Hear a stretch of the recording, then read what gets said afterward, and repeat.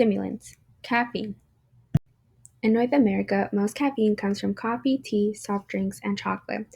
In fact, according to Nara and colleagues, coffee makes up 60 to 75% of caffeine intake in the adult diet, while children's diet consists of caffeine intake mostly from soft drinks and chocolate.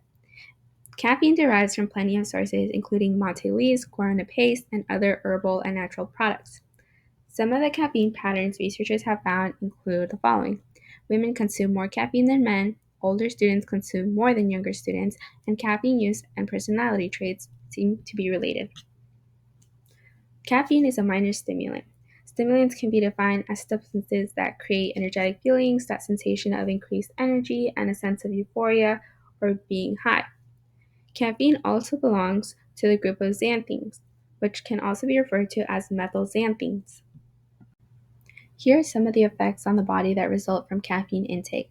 Xanthines increase alertness, arousal, heart contraction, vasoconstriction, relief of minor vascular headaches, and irritation of ulcers due to the increase of digestive juices in the stomach. It releases norepinephrine, dopamine, and serotonin in the brain, and it also produces an increase of circulating catecholamines. The liver accounts for caffeine metabolism.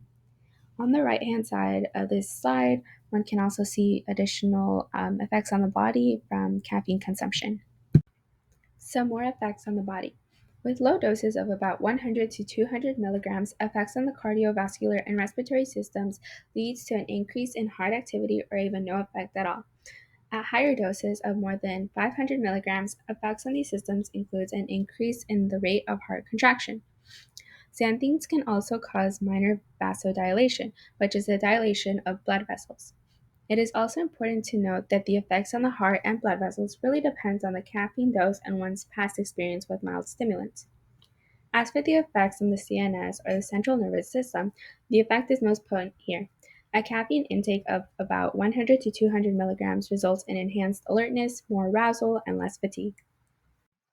Risks. Caffeine can cause limited dependence, but it won't interfere with daily routine. In adults, the acute lethal dose is estimated to be about 10 grams per person, but death has also been reported with just 6.5 grams of caffeine, and survival has also been reported after ingesting 24 grams of caffeine, so extreme lethal doses are not firm just yet. Some evidence also suggests that a caffeine intake of approximately 300 milligrams or more a day can have adverse effects on some reproductive or developmental parameters when exposed during certain stages of a pregnancy.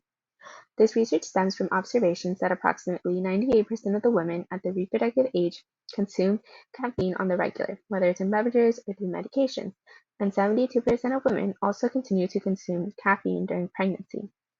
Furthermore, chronic exposure can cause dysfunctions in the gastrointestinal system, liver, renal system, and musculature. Consequences from caffeine consumption. 50% of people whose caffeine intake from coffee is 1 to 3 cups a day develop headaches when withdrawing.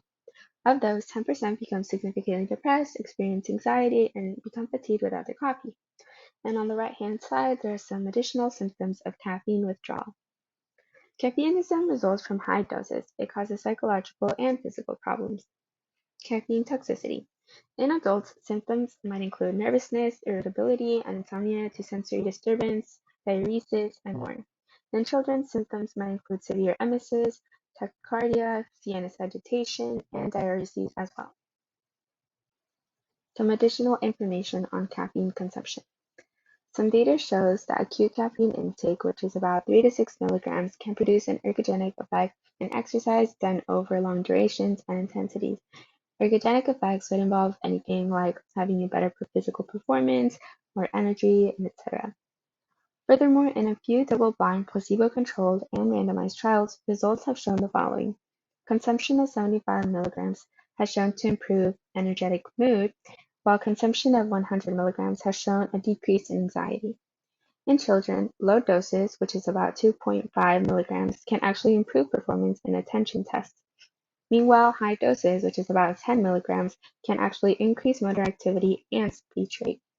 And on the right-hand side, I have an image of about how much caffeine is in the following drinks. And in this final slide, I have included all of my references. Thank you for listening.